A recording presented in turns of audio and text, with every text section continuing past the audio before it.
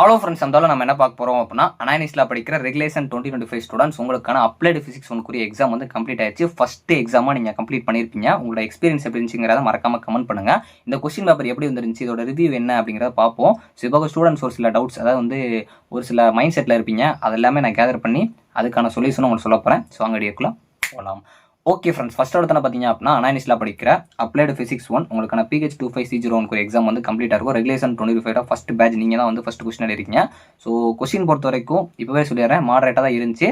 ரெண்டாவது வந்து நீங்கள் எக்ஸ்பெக்ட் பண்ண கொஸ்டின்ஸ் எல்லாமே வந்திருந்தாலுமே இன்டெரக்டாக இருந்திருக்கும். ஸோ உங்களால் வந்து ஒரு கொஸ்டின் அட்டன் பண்ணாலும் அதுக்குள்ளே இன்னொரு கொஸ்டின் கேட்டு வச்சிருப்பாங்க. அதனால கொஞ்சம் கஷ்டமாக தான் இருக்கும். சப்டிவிஷன்ஸ் கொஸ்டின் ஒன்று தெரிஞ்சிருக்கும், இன்னொன்று தெரிஞ்சிருக்காது. இப்படிலாம் இருக்கீங்கனால யாரும் வந்து ஃபீல் பண்ணாதீங்க. ஸோ எல்லாருக்குமே இந்த கொஸ்டின் வந்து மாடரேட்டாக தான் இருந்திருக்கு. ரொம்ப ஈஸியாலாம் யாருக்கு வரல. ஸோ அதனால் நீங்கள் ஃபீல் பண்ணாதீங்க. உங்களை மாதிரி தான் எல்லாருமே எழுதியிருக்காங்க.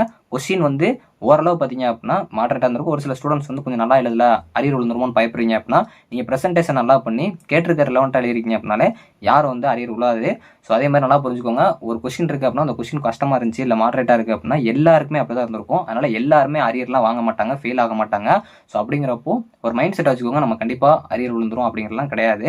ஸோ கொஸ்டின் ஓவராலாக பார்த்தீங்க அப்படின்னா உங்களுக்கு 2 மார்க்ஸில் 2 ப்ராப்ளம்ஸ் வந்து கேட்டிருந்தாங்க. இந்த ஃபார்முலாஸ் நம்ம லாஸ்ட் அப்லோட் பண்ண ஃபார்முலாஸ் பார்த்தீங்கன்னா தெரிஞ்சிருக்கும். இதில் நம்ம கொடுத்த கொஸ்டின் வந்து இந்த ஸ்டாண்டிங் யூஸ் கேட்டிருந்தாங்க, குவாண்டம் டனலிங் கேட்டிருந்தாங்க, டோட்டல் இன்டர்னல் ரிஃப்ளெக்ஷனும் வந்து ப்ரீவியஸ் இயர் கொஸ்டின் எடுத்து பார்த்தீங்கன்னா தெரியும். நான் இப்போவே சொல்லிட்டேன், நீங்கள் கொஸ்டின் பேப்பர் நான் கொடுத்துருக்க வந்து ப்ரீவியஸ் இயர் கம்பேர் பண்ணி தான் கொடுத்துருக்கேன். நான் எதுலன்னா ரெகுலேஷன் 20 கம்பேர் பண்ணி கொடுத்துருப்பேன். நீங்கள் இனிமேல் பண்ண வேண்டியது ரெகுலேஷன் 27 கொஸ்டின் கொஞ்சம் கம்பேர் பண்ணி பாருங்க. ஸோ இன்னொன்னா, நீங்கள் எந்த யூடியூப் சேனல் எடுத்து பார்த்தாலும் எல்லாருமே இம்பார்ட்டன்ட் கொஸ்டின் அப்லோட் பண்ணியிருப்பாங்க. நீங்கள் யார்கிட்ட போய் கேட்டாலும் இந்த கொஸ்டின் மட்டும் படிச்சா போதுமானா யாருமே வந்து ரெஸ்பான்ஸ் பண்ண மாட்டாங்க.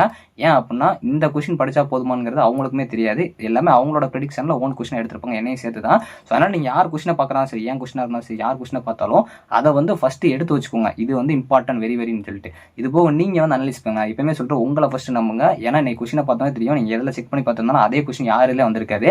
அதனால தான் சொல்லிட்டு ஃபஸ்ட்டு உங்களை நம்புங்க. ஸோ கொடுக்குற கொஸ்டின் நான் கொடுக்குற வந்து உங்களுக்கு ப்ரீவியஸ் இயர் கொஸ்டினை கம்பேர் பண்ணி தான், நான் கொடுத்த ரெகுலேஷன் 21 கம்பேர் பண்ணி தான். நீங்கள் இனிமேல் ரெகுலேஷன் 27 கொஞ்சம் கம்பேர் பண்ணி வச்சுக்கோங்க. ஆனால் நம்ம சொன்ன கொஸ்டின் வந்திருக்கு. நான் இருந்தாலும் எதுக்கு சொல்கிறேன் அப்படின்னா உங்களுக்கு எல்லாமே வந்து டேரக்ட் கொஸ்டினாக வரல, அதுக்காக மட்டும் தான் சொல்கிறேன். நீங்கள் ரெகுலேஷன் 21 பார்த்தீங்கன்னா டேரக்ட் கொஸ்டின் வந்திருக்கும். ஸோ 2 மார்க்ஸ் பொறுத்த வரைக்கும் மோஸ்ட்லி நீங்கள் அட்டன் பண்ணுற அளவுக்கு வந்திருக்கும். ஆனால் கொஞ்சம் கஷ்டமாக தான் இருந்துச்சு, அது ஸ்டூடெண்ட்ஸ் சொன்னதான். இன்னொன்று என்ன, 2 மார்க்ஸை ஃபஸ்ட்டு படிக்கிறத விட்டுட்டு பிக் கொஸ்டினில் கான்சென்ட்ரேட் பண்ணுங்கள். நிறைய ஸ்டூடெண்ட்ஸ் வந்து என்ன சொல்கிறாங்க அப்படின்னா, நிறைய பேர் சொன்னதாகவும் சொல்கிறாங்க, 2 மார்க்ஸில் ஃபஸ்ட் நான் கான்சென்ட்ரேட் பண்ணி படித்தேன்னு. ஸோ நான் இப்போயே சொல்கிறேன், பிக் கொஸ்டினில் 2 மார்க்ஸை உள்ளே சேர்த்து வச்சு படிங்க. ஸோ 2 மார்க்ஸ்க்கும் தனியாக டைம் அலகட் பண்ணாதீங்க. ஏன்னா வந்து 2 மார்க்ஸ் தான் ஃபஸ்ட் இருக்கும், அதில் தான் நம்ம கான்சென்ட்ரேட் பண்ணணும், அதில் தான் வந்து மார்க் எடுக்கணும், அது உண்மை தான். ஆனால் நீங்கள் படிக்க வேண்டியது பிக் கொஸ்டினில் சேர்த்து அதை படிச்சு வச்சுக்கணும். அப்படின்னா உங்களுக்கு ஒரே போல முடிஞ்சிடும். நீங்கள் 2 மார்க்ஸ் மட்டும் தனியாக படிச்சிருந்தீங்கன்னா இப்போ பிக் கொஸ்டின் படிக்கிறப்போ நீங்கள் 2 மார்க்ஸ் எக்ஸ்பெக்ட் பண்ண கொஸ்டின்லாம் நிறைய கொஸ்டின் வரவே இல்லை. லாஸ் ரூல்ஸ்லேருந்து இந்த டைம் கேட்கவே இல்லை. கொஞ்சம் கொஸ்டினே பார்த்தீங்க அப்படின்னா டிஃப்ரெண்ட்டாக தான் கேட்டிருக்காங்க. ஸோ அப்படிங்கிறப்போ நீங்கள் கொஞ்சம் டிஃப்ரெண்ட்டாக யோசிங்க. ரெகுலேஷன் 25 கொஞ்சம் வித்தியாசமாக கேட்குறாங்க. ஸோ அந்த கேட்டு அந்த மாதிரி மாடலில் தான் கேட்டுட்ருக்காங்க, கொஞ்சம் பார்த்துக்கோங்க. ஸோ அதே மாதிரி உங்களுக்கு பிக் கொஸ்டின் பொறுத்த வரைக்கும் ஃபஸ்ட்டு கொஸ்டின் மாடல், அதாவது வந்து பார்த்தீங்க அப்படின்னா ப்ராப்ளம்ஸ்லேருந்து கேட்டிருக்காங்க. ஆனால் இதுலேயுமே எக்ஸ்பெக்ட் பண்ண கொஸ்டின் அதாவது வந்து யங் மாடல்ஸ்லேருந்து கேட்டிருக்காங்க. ஸோ இந்த மாதிரி சப்டிவிஷன் 1-2 ஒன்று மட்டும் தான் தெரிஞ்ச மாதிரி வந்திருந்தாலும் நீங்கள் அது ரிலேட்டடாக இருக்கீங்க. நான் சொல்லிட்டேன், அது ரிலேட்டடாக எழுதுங்க, வேறு கொஸ்டின் எழுதி வச்சுறாங்க, நம்ம ஆல்ரெடி சொன்னதான். ஸோ உங்களுக்கு இந்த கப்பல் பெர் யூனிட் டெஸ்ட்டில் இருந்து டார்சன் பண்ணலாம் வந்து கேட்பாங்கன்னு சொன்னால் அது வந்திருக்கு. ஸோ அதே மாதிரி உங்களுக்கு வந்து இந்த எலக்ட்ரோமேட்டிக்ஸ் வந்து கண்டிப்பாக வரணும். இந்த கொஸ்டின் நான் கொடுத்துருந்தேன், அது வந்திருக்கு. ஸோ அதுக்கப்புறம் உங்களுக்கு இதில் வந்து இந்த 1 டைமென்ஷனல் பாக்ஸ் நான் ஆல்ரெடி சொல்லிட்டு லாஸ்ட் மினிட் ப்ரிப்பரேஷனில் 1D பாக்ஸ் பார்த்துக்கோங்க. 3D பாக்ஸும் இம்பார்ட்டன்ட் சொல்லியிருந்தோம், ஆனால் 1D பாக்ஸ் தான். நீங்கள் வந்து மோஸ்ட்லி மாடலுக்கு பார்த்து எல்லாத்தையும் அனாலிசிஸ் பண்ணியிருந்தீங்கனாலே ஓரளவு, அதாவது மாடரேட் தான் கொஸ்டின். அந்த மாடரேட் கொஸ்டினில் நீங்கள் மற்றவங்களோட கொஞ்சம் டாப்பர்ஸாக இருந்திருக்கலாம். ஸோ லாஸ்ட் வந்து இந்த மைக்கேல் இன்டர்ஃபெரோமீட்டர்லேருந்து படிச்சிருக்கலாம். இல்லைனா உங்களுக்கு CO2 லேசர் ரொம்ப முக்கியமான லேசர் கான்செப்ட் வந்து 2 மார்க் கேட்பாங்கன்னு நம்ம எக்ஸ்பெக்ட் பண்ணோம். அதே உங்களுக்கு 2 லெவல் சிஸ்டம் அந்த லேசிங் ப்ராப்பர்ட்டிஸ்லேருந்து உங்களுக்கு 8 மார்க்காக கேட்டிருக்காங்க. ஸோ ஓரளவு கொஸ்டின் தான். இதை ஸ்டூடெண்ட்ஸ் நிறைய பேர் சொன்னது பார்த்தீங்க அப்படின்னா, நான் நல்லா பண்ணல, என் ஃப்ரெண்ட்ஸ்லாம் நல்லா பண்ணியிருக்காங்கன்னு சொன்னாங்க அப்படின்னா எல்லாருக்குமே மாடரேட் கொஸ்டின் தான். அவங்களுக்கு தெரிஞ்ச ஒரு கொஸ்டின் வேணால் எக்ஸ்ட்ரா வந்திருக்கும், அதனால் அவங்க நல்லா பண்ணியிருக்குன்னு சொல்லலாம். அதனால் யாரை வந்து நீங்கள் நம்பாமல் உங்களை நம்புங்க. நீங்கள் நல்லா ப்ரெசென்ட் பண்ணியிருந்தீங்கன்னா நல்ல மார்க் எடுத்துடலாம்.